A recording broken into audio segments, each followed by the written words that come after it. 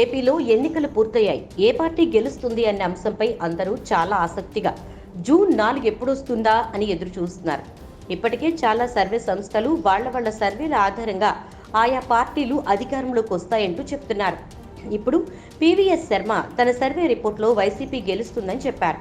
తన సర్వే నేపథ్యంలో ఎంతో మందితో మాట్లాడగా సీఎం జగన్ ఓటింగ్ విషయంలో చివరి వరకు పోల్ మేనేజ్మెంట్, ఓట్ల మేనేజ్మెంట్ ను తీసుకెళ్లారని చెప్పారు.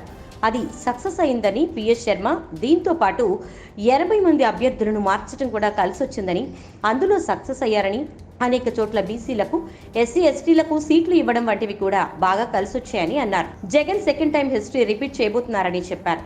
జగన్ చేపట్టిన కార్యక్రమాలు, పథకాల గురించి ప్రత్యేకంగా చెప్పక్కర్లేదు, కళ్ల ముందే కనిపిస్తున్నాయి.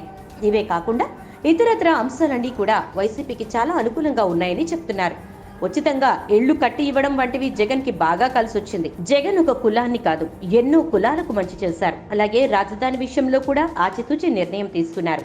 జగన్ తన గెలుపు మీద నమ్మకం ఉండబట్టే రీసెంట్ గా విజయవాడలోని ఐపాక్ కార్యాలయానికి వెళ్లి మరీ వైసీపీ అధికారంలోకి రాబోతోందని చెప్పి లండన్ వెళ్లారు.